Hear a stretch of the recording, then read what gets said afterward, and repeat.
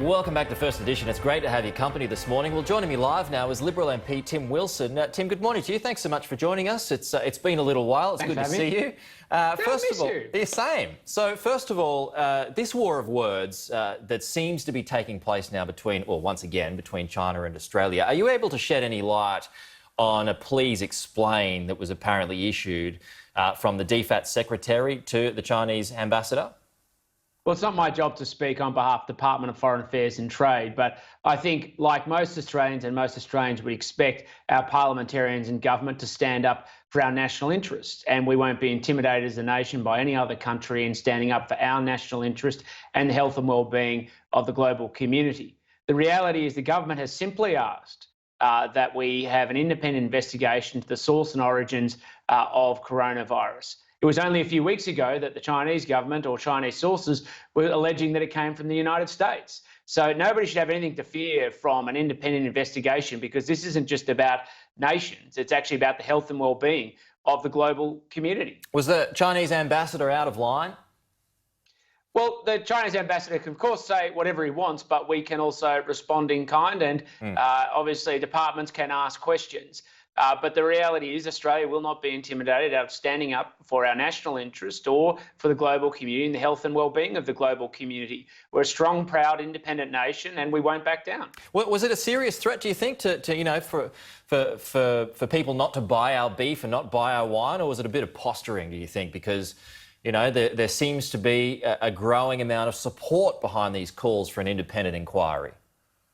Well, I'm not going to seek to interpret what the Chinese ambassador has said. He can answer for himself. Yeah. But yes, there is international community support for these types of measures for precisely the reasons that I've outlined. I mean, we have other countries also wanting to know what the source and origins of this virus is. It has a big impact on our health and security as a globe. Obviously, the consequences of not identifying it leaves us open to the risk and exposure of further viruses. So proper action needs to be taken. Proper action needs to be taken in terms of investigation to the conduct of the World Health Organization, as well as other countries, in making sure that we know how best to respond to these events. Okay, so what sort of, how should you be looking in, or how should our government be looking into the World Health Organization? Is reform needed there? I mean, Dave Sharma was on our show a couple of weeks ago suggesting that reform is needed there.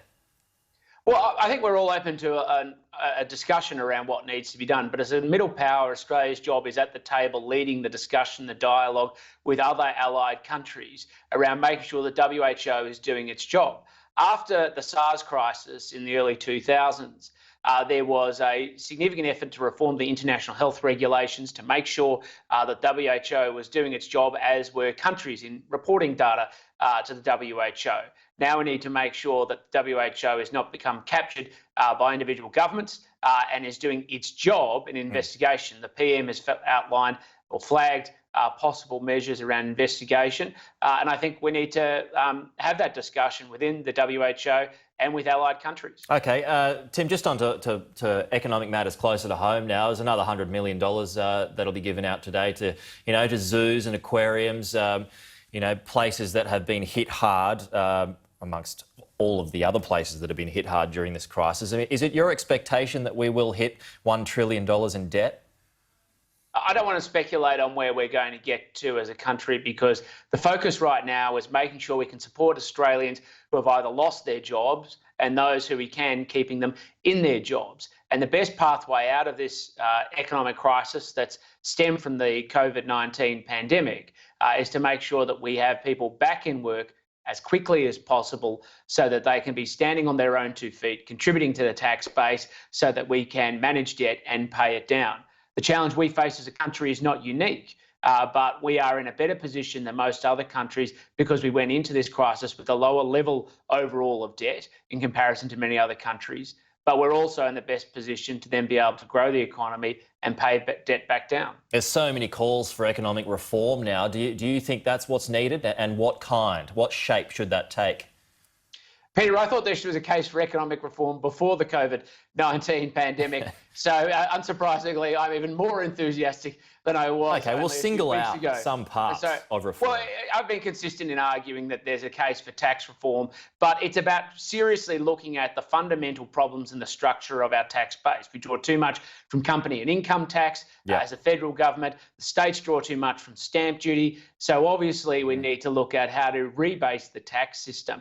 And it's not just across the events of today, meaning how we're raising money today, but also across the life cycle, which is looking at who's paying what taxes at what stage of life. Everybody has to share the cost and burden of carrying our society, and it's making sure that everybody feels and is a participant.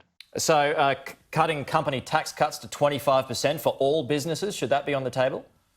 Well, I've always said that I believe in consistent rates across taxes, income, company, etc. So I'm quite happy to have a discussion about any of these measures, but we've got to do it in a way where we put plans on the table that lead to actual reform.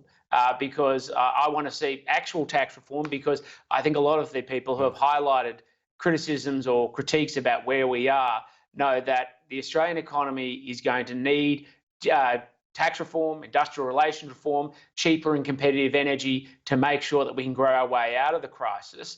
And the world pre-COVID-19 simply won't cut it. Okay, just finally, Tim, starting today, hearings into the insurance industry. What are your constituents telling you at the moment? Are people not paying up?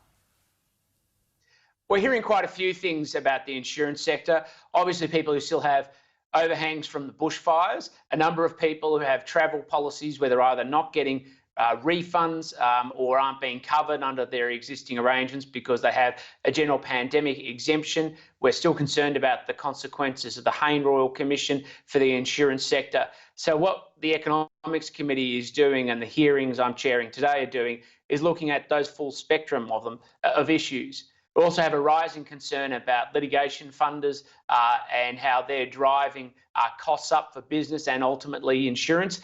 And these need to be discussed and properly aired out in the public domain. Okay, Tim Wilson, good to see you again. Thanks so much for your time. Good to see you too, Peter.